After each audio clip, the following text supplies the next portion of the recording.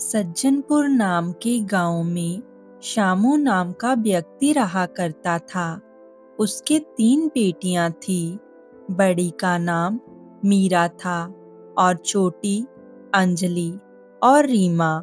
मीरा उसकी पहली पत्नी की बेटी थी, जिसका बीमारी के कारण बहुत समय पहले देहांत हो चुका था और उसने उसके बाद दूसरी शादी कर ली थी। अंजलि और रीमा उसकी दूसरी पत्नी की बेटियां थी। उसकी दूसरी पत्नी अपनी बेटियों को तो बहुत प्यार करती थी, लेकिन वो मीरा से ईर्ष्या करती थी। वो मीरा से घर का सारा काम करवाती थी और उसे खेतों में भी काम करने के लिए भेजती थी। कभी कभी तो बेचारी मीरा को खाने के लिए भोजन भी नहीं देती थी।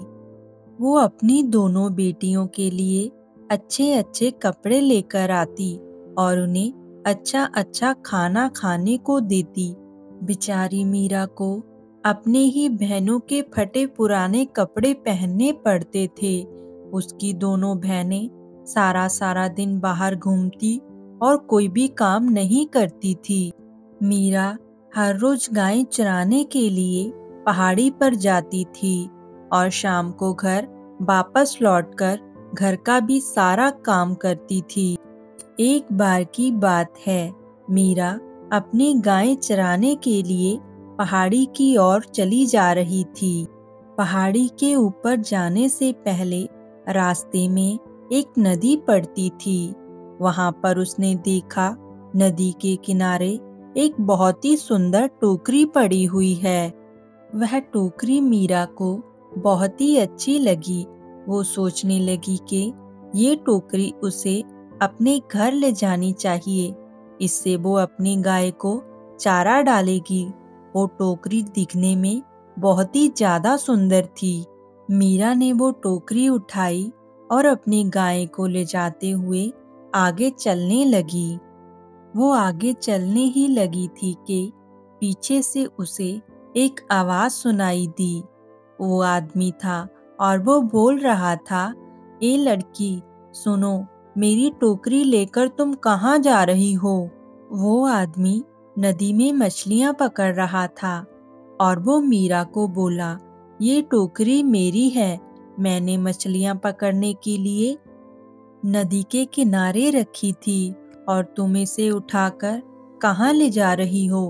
तुम इसे नहीं ले जा सकती, ये मेरी है।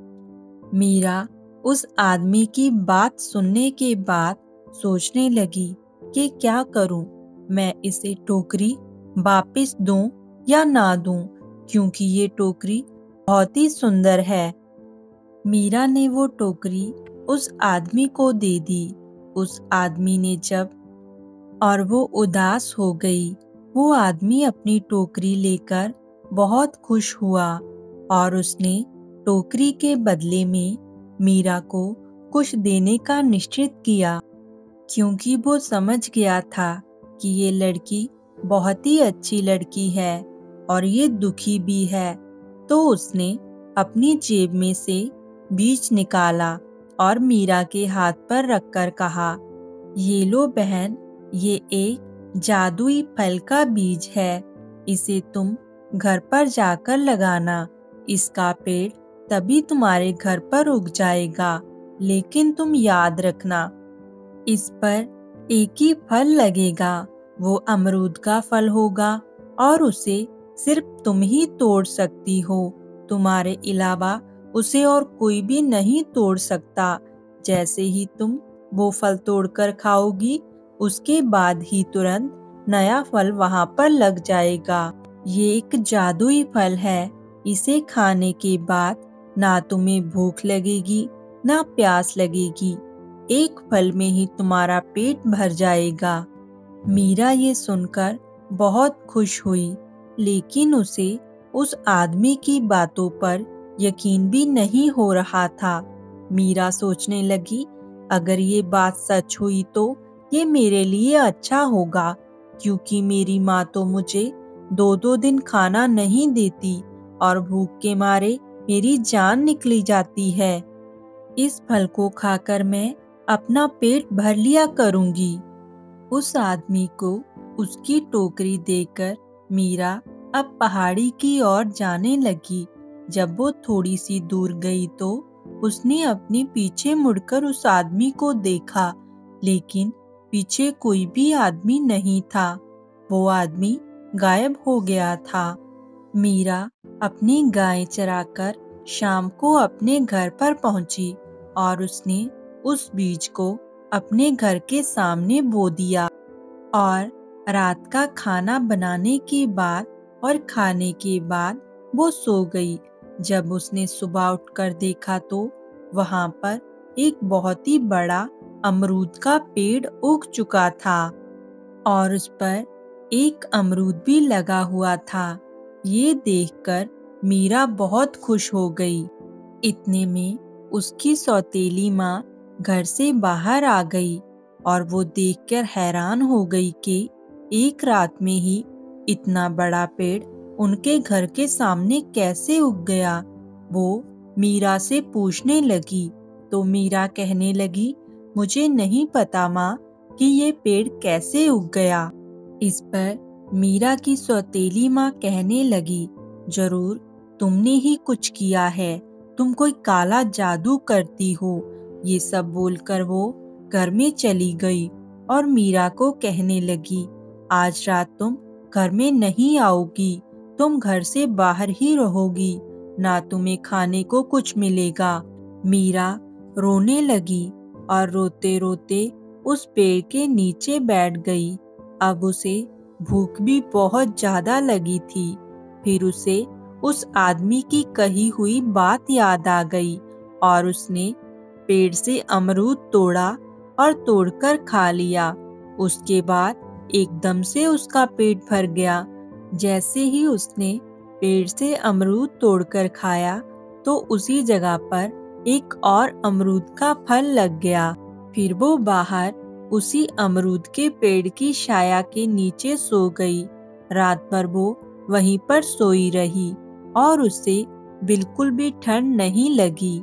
सुबह हुई, उसकी बड़ी बहन घर से बाहर आई और उसने देखा कि एक अमरूद का पेड़ है और उस पर एक बहुत ही सुंदर अमरूद लगा हुआ है। उस अमरूद के फल को देखकर उसका खाने का मन हुआ और वो सोचने लगी, ये अमरूद का पेड़ यहाँ पर किसने लगाया है और इस पर एक ही अमरूद का फल क्यों लगा हुआ है। फिर वो कहने लगी, जिसने भी लगाया हो मुझे क्या, मुझे तो ये अमरूद खाना है।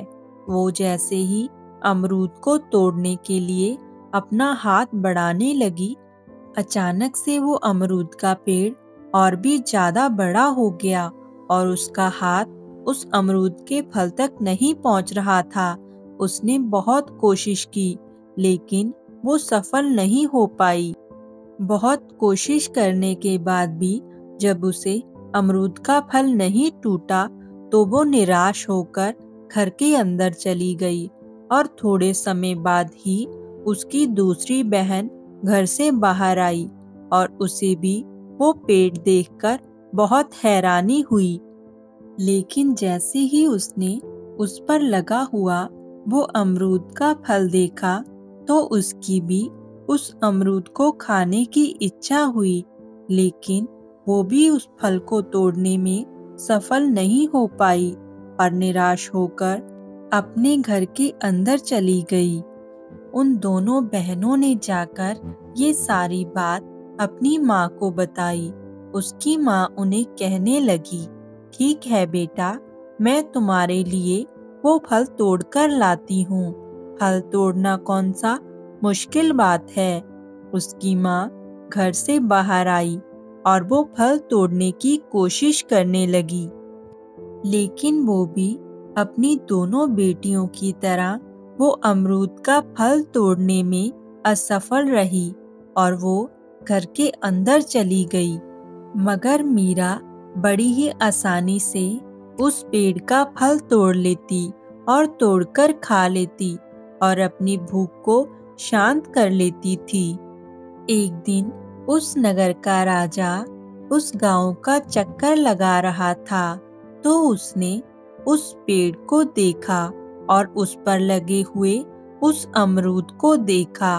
वो अमरूद उस राजा को अपनी तरफ आकर्षित करने लगा। अब राजा को अमरूद खाने की इच्छा हुई। उसने अपने मंत्री से कहा कि मंत्री जी, ये फल बहुत ही अच्छा है और मुझे ये फल खाने की इच्छा है। तुम पता करो कि ये फल का पेड़ किसका है और जाकर उसे कुछ धन दे दो और उसके बदले तुम उससे ये फल लेकर आओ। राजा के कहने पर उसके मंत्री ने बिल्कुल वैसा ही किया और जाकर उस घर का दरवाजा खटखटाया और अंदर से मीरा की माँ बाहर निकली और वो कहने लगी कि क्या बात है, आपको क्या चाहिए, आपको किससे मिलना है। तो मंत्री कहने लगा, मैं इस राज्य का मंत्री हूँ और मुझे यहाँ पर राजा ने भेजा है। आपके पेड़ पर जो ये फल लगा हुआ है, राजा को ये फल चाहिए और आप कितनी कीमत में ये फल हमें दोगे, आप वो बात बताइए। तो माँ कहने लगी, मंत्री जी, ये फल कोई साधारण फल नहीं है, ये एक जादुई फल है और इसकी कीमत भी ज्यादा होगी। तो आप मुझे इसके बदले में सोने की मोहरें दे दें और उसके बाद आप ये फल ले जा सकते हैं। मीरा की माँ ने ये झूठ बोलकर मंत्री से ढेर सारी सोने की मोहरें ले ली और मंत्री को अमरूद का फल पेड़ से तोड़कर ले जाने के लिए कहा। अब मंत्री अमरूद का फल पेड़ से तोड़ने की कोशिश करने लगा। वह अमरूद के पेड़ पर चढ़ा और ऊपर चढ़कर उसने अमरूद के पेड़ की डाल हिलाई, लेकिन कोई फायदा ना हुआ और मंत्री का हाथ भी वहां तक नहीं पहुंचा। वो बहुत कोशिश करने के बाद भी अमरूद को नहीं तोड़ पाया। हार कर वो राजा के पास गया और राजा से कहने लगा, राजा साहेब, उस स्त्री ने वो अमरूद का फल मुझे बेच तो दिया है, पर उसे तोड़ने में मैं असफल हूँ। मैंने बहुत प्रयास किया, लेकिन मैं उसको तोड़ नहीं पाया। राजा ने मंत्री की बात सुनकर उस अमरूद को तोड़ने के लिए एक और आदमी भेजा। वो आदमी लंबा और मजबूत था, लेकिन वो भी अमरूद को तोड़ने में असफल रहा। वो आदमी भी निराश होकर खाली हाथ राजा के पास लौट आया। अब राजा ने स्वयं ही वो फल तोड़ने की कोशिश की, लेकिन राजा ने बहुत प्रयास किया। वो किसी भी तरह से वो अमरूद के फल को तोड़ने में असफल रहा। अब राजा थक हार कर अपने महल में वापस लौट आया। महल में आकर भी उस अमरूद के फल के बारे में ही सोच रहा था, क्योंकि वो फल बहुत ही मनमोहक था। वो राजा को अपनी ओर आकर्षित कर रहा था। अब तो दिन भर राजा उसी फल के बारे में सोचता रहता और उसको खाने की इच्छा करता रहता। अब राजा रात को भी चैन की नींद नहीं सो सकता था। अब उसको उस फल के पाने की इच्छा और भी ज्यादा बढ़ती जा रही थी। उसके मन में बेचैनी हो रही थी कि कैसे वो फल तोड़े और कब वो फल खाए। एक दिन राजा ने बहुत सोचने के बाद अपने मंत्री से पूछा कि मंत्री जी, मुझे वो फल चाहिए। आप मुझे बताओ कि वो फल मुझे कैसे मिल सकता है। मंत्री राजा से कहने लगा कि राजा साहेब, मुझे पता चला है कि जिस स्त्री ने हमें वो फल बेचा था, उसकी 3 बेटियां हैं और उनमें से एक बेटी ही वो फल तोड़ सकती है, क्योंकि वो पेड़ उस लड़की ने ही लगाया है और उसके अलावा उस पेड़ से कोई भी और फल नहीं तोड़ सकता। राजा अपने मंत्री और कुछ सिपाहियों को लेकर मीरा के घर पर गया। जब वो वहां पर गया तो उसे वहां पर वही औरत और उसकी 2 बेटियां दिखाई दी। मीरा उस समय अपनी गाय को लेकर पहाड़ी पर घास चराने गई हुई थी। राजा ने मीरा की माँ से पूछा कि वो आपकी कौन सी लड़की है जिसका कि ये पेड़ है और जिसके अलावा इससे कोई भी फल नहीं तोड़ सकता। मीरा की सौतेली माँ के मन में ये बात सुनकर लालच आ गया और वो सोचने लगी कि कहीं राजा उस मीरा से शादी ना कर ले। इसलिए उसने राजा से कहा कि राजा साहब, इस समय तो आप महल को वापस चले जाइए और मेरी बड़ी लड़की आपको आकर महल में वो अमरूद दे जाएगी। राजा बोला, ठीक है, और वो अपने महल को वापस चला गया। इतने में मीरा की माँ ने मीरा को बुलाया और उससे कहने लगी कि राजा घर पर आए थे और उसने ये अमरूद का फल और तुम्हारी छोटी बहन को ये फल लाने के लिए कहा है, तो तुम अपनी छोटी बहन को ये अमरूद का फल तोड़कर दे दो और ये महल में राजा को दे आएगी। अगर तुमने ऐसा नहीं किया तो राजा तुम्हें दंड देंगे और मैं भी तुम्हें अपने घर से निकाल दूंगी। मीरा ने वो फल तोड़कर अपनी बहन को दे दिया। उसकी बहन सेब लेकर राजा के पास चल दी। वो बहुत खुश थी। महल पहुंचकर उसने राजा के सिपाहियों को कहा कि वो राजा से मिलना चाहती है, तो राजा के सिपाही उसे राजदरबार में ले गए। जैसे ही वो राजा के सामने आई और उसने अमरूद दिखाने के लिए अपना हाथ आगे बढ़ाया, तो अमरूद की जगह पर उसके हाथ में एक पत्थर था। जब राजा ने ये देखा कि वो लड़की उसके लिए अमरूद नहीं बल्कि एक पत्थर लेकर आई है, तो राजा को इस बात पर बहुत गुस्सा आया। राजा ने अपने सिपाहियों को हुक्म दिया और उस लड़की को महल से बाहर निकाल दिया। अब राजा ने अपना मंत्री दोबारा से उसी औरत के घर पर भेजा जहां पर वो अमरूद का पेड़ लगा हुआ था। मंत्री ने जाकर उस स्त्री को कहा, क्या तुम्हारी कोई और भी बेटी है? तो उसने कहा, हाँ है। तुम महल में जाओ, मेरी दूसरी बेटी फल लेकर आती है। मंत्री के जाने के बाद उसने फिर से मीरा को बुलाया और अपनी दूसरी बहन के लिए अमरूद का फल तोड़कर देने के लिए कहा। मीरा ने अपने माँ के कहने पर उसे वो फल तोड़कर दे दिया और उसकी दूसरी बहन भी खुशी खुशी राजमहल में जाने लगी। जब वो राजा के पास पहुंची और फल दिखाने के लिए अपना हाथ आगे किया, तो उसके हाथ में भी अमरूद के फल की जगह पर एक मुट्ठी रेत निकला। राजा ये देखकर बहुत गुस्सा हुए और उसने उस लड़की को वहां से भगा दिया और अपने मंत्री को बुलाया और सारी बात बताई। मंत्री फिर से उस औरत के घर पर गया और उससे कहने लगा, क्या तुम्हारी कोई तीसरी लड़की भी है? उसने कहा, हाँ है, लेकिन वो किसी काम की नहीं है।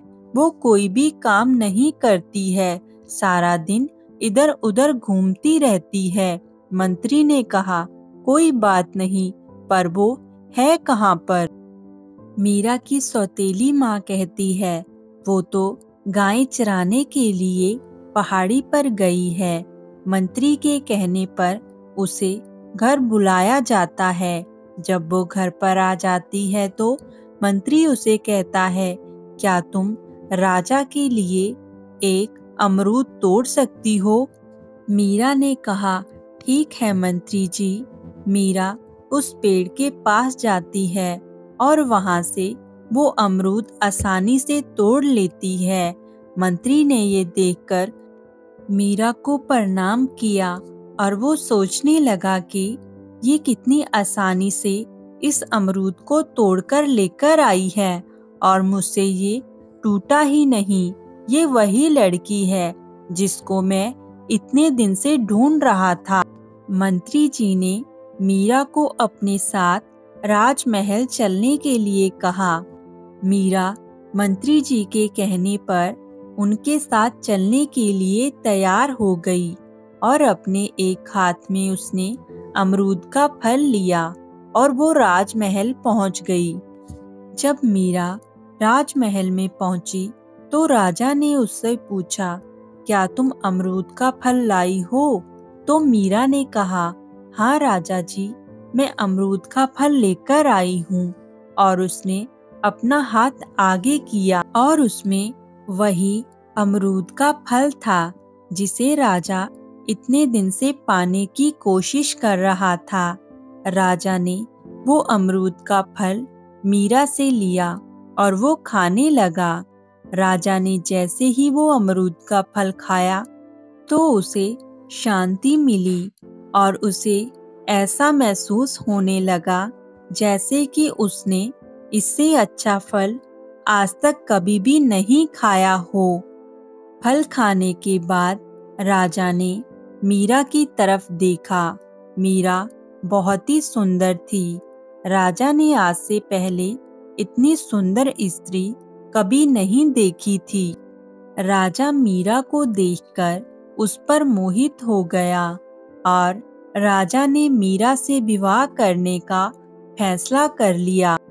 कुछ ही समय में राजा ने मीरा के साथ विवाह कर लिया और जैसे ही ये बात मीरा की सौतेली माँ और बहनों को पता चली तो वो बहुत ईर्ष्या करने लगी और कहने लगी कि वो गवार रानी कैसे बन सकती है। रानी तो सिर्फ मेरी बेटियां ही बन सकती थी। मीरा अब राजमहल में रानी बनकर बहुत खुश थी और वो मन ही मन उस आदमी का धन्यवाद कर रही थी जिसने उसे ये जादुई फल का बीज दिया था। अब वो बड़ी खुशी से राजमहल में रहने लगी।